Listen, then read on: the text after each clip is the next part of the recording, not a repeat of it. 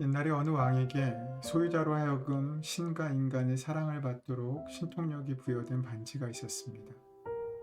그런데 흥미로운 것은 그 반지는 반지의 능력에 대해 소유자가 확신할 때만 그 능력을 발휘했다는 것입니다. 왕에게는 세 아들이 있었는데 하나같이 다 훌륭하기 때문에 왕은 어느 아들에게 그 반지를 물려줘야 할지 고민했습니다. 그래서 왕은 어느 날 세공사를 불러 진짜 반지와 똑같은 반지 두 개를 더 만들라고 명령했습니다.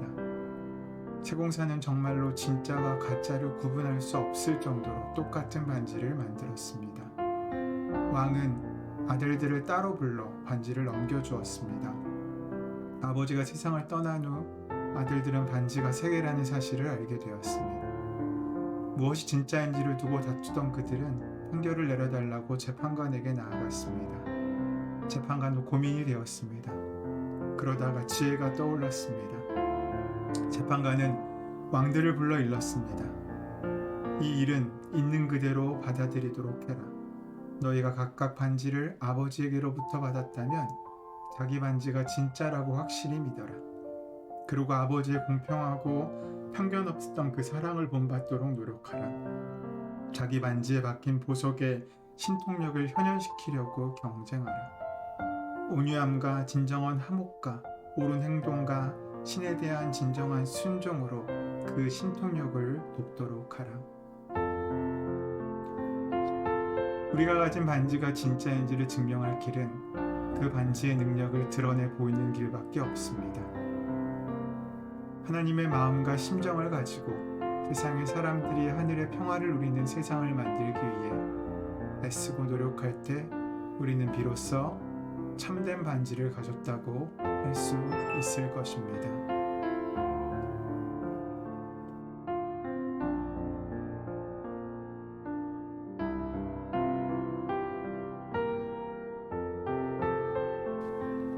누가복음 19장 41절에서 44절 말씀.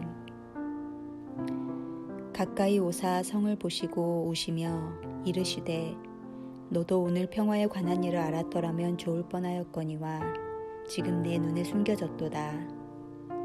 날이 이를지라 내 원수들이 토둔을 쌓고 너를 둘러 사면으로 가두고 또 너와 및 그 가운데 있는 내 자식들을 땅에 메어치며 돌 하나도 돌 위에 남기지 아니하리니 이는 내가 보살핌 받는 날을 알지 못함을 인함이니라 하시니라.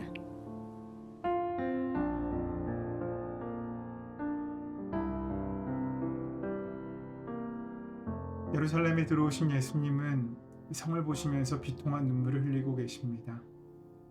평화의 성읍이라는 뜻을 가진 예루살렘이 정작 평화에 관한 일에 눈이 감겨 있음을 안타까이 여기신 것입니다. 이름과 그 삶이 일치하지 않는다는 것, 그것은 참으로 비극이 아닐 수 없습니다.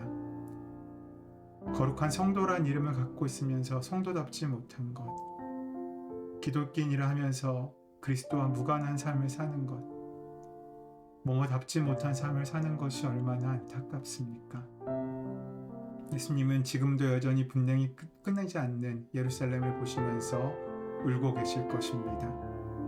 가장 거룩해야 할 곳이 가장 속된 곳으로 변해버린 것을 보며 주님은 슬피 우셨습니다. 주님은 그 두 성에 내릴 심판을 미리 내다보고 계셨던 것입니다. 모두가 잠들어 있는 시간에 홀로 깨어 다가오는 재앙을 바라보는 것처럼 기가 막히고 난감한 일이 어디 있겠습니까? 평화는 그 이름과 그 모양이 아니라 우리의 삶의 방식입니다. 평화는 매일의 삶과 지난 기억과 상처에 예수님을 초대하고 그 자리로부터 예수님과 동행하는 것을 시작으로 합니다. 마르틴 부버의 금언 가운데 이런 말이 있습니다. 에녹은 구두 수송공이었다. 가죽의 위쪽과 아래쪽을 바늘로 한 땀 한 땀 꿰맬 때마다 그 사람은 하나님과 그분의 뜻과 그분의 영광에 동참하였다. 주님의 눈에는 명백하게 보이는 것이 욕심의 눈이 어두운 사람 눈에는 보이지 않습니다. 비통한 눈물을 터뜨리신 주님은 예루살렘에 맞이하게 될 파국적인 운명을 알리셨습니다. 그날이 곧 닥쳐올 것임을 말씀하셨습니다. 원수들이 토성을 쌓고 성을 에워싸고 사면에서 죄어들면서 남녀노소 할 것 없이 다 짓밟고 돌 한 개도 다른 돌 위에 얹혀있지 못하게 될 때를 말입니다. 주님은 어쩌면 예루살렘 도성에 돌들이 우는 소리를 들으셨을지도 모르겠습니다. 주님이 예고하신 창극은 불과 40년 후에 현실이 되었습니다. 주 70년에 예루살렘은 막강한 로마군에 의해 초토화되고 말았습니다. 예루살렘의 그런 비운을 맞을 수밖에 없었던 것은 하나님께서 찾아오신 때를 그들이 알아차리지 못하였기 때문이라고 합니다. 다시 말해 예언자들을 통해 하나님께서 말을 건네시고 경고하실 때 그들이 못 들은 척했기 때문이라는 것입니다. 믿음이란 하나님의 초대에 응하는 것이고 하나님의 질문에 응답하는 것입니다. 주님은 지금 오늘 우리를 평화의 길로 초대하고 계십니다. 전쟁이 없는 세상, 사람들이 거리에서 부르짖지 않아도 되는 세상을 위해 작은 일이라도 시작해야 할 것입니다. 인간은 영원한 세계에 영향을 미치는 존재입니다. 어떤 특별한 신비로운 일을 통해서가 아니라 자신에게 주어진 일을 그리스도와 함께함으로써 영혼의 세계에 영향을 미치게 됩니다. 여기서 중요한 건 자신의 마음에 담긴 거룩함입니다. 우리 한 사람 한 사람이 하는 일은 신성함을 지니고 있습니다. 각자에게 주어진 삶의 굴레는 모두 신비롭습니다. 내 삶에 하늘의 영광과 부활이, 땅의 고통과 십자가의 죽음이 있습니다. 이 삶의 한 발자국을 내디디며 나아갈 때 그것이 비록 미혹하고 초라해 보일지라도 영혼과 연결됩니다. 그리고 그 속에 하나님의 평화가 머물게 됩니다. 하나님께서는 우리 한 사람 한 사람이 자신에게 주어진 일을 행함으로써 영광 받으시기 원하십니다. 자기 일을 거룩하게 승화시키면서 제대로 마무리하는 사람은 그 핵심에 있는 무한함을 포용하게 될 것입니다. 이러한 방식으로 그는 하늘과 땅을 연결할 것입니다.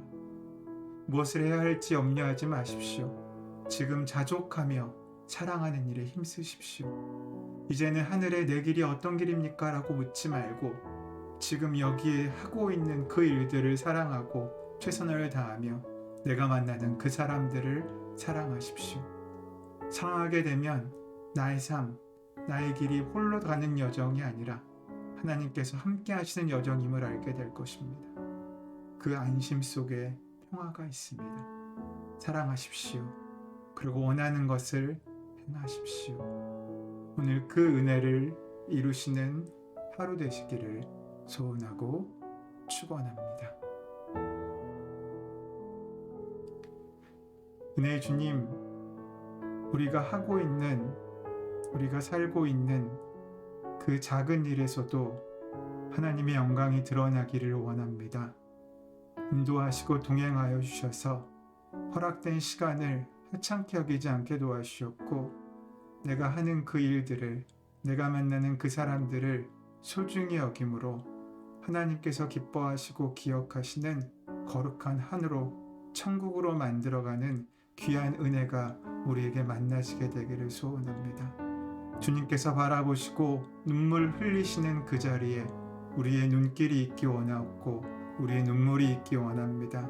주여, 그저 눈물만 흘리지 않고 일어나 주님께서 하셨던 것처럼 우리의 십자가를 지고 천국을 살아가고 천국을 심는 귀한 삶을 살 수 있도록, 그래서 이 땅의 찰나의 순간 가운데 하늘의 영혼을 살아가는 우리가 될 수 있도록 축복하시고 함께하여 주시옵소서. 오늘 하루도 주님께서 은혜로 함께 하실 줄 믿사오며 감사하며 예수님의 이름으로 기도드립니다. 아멘.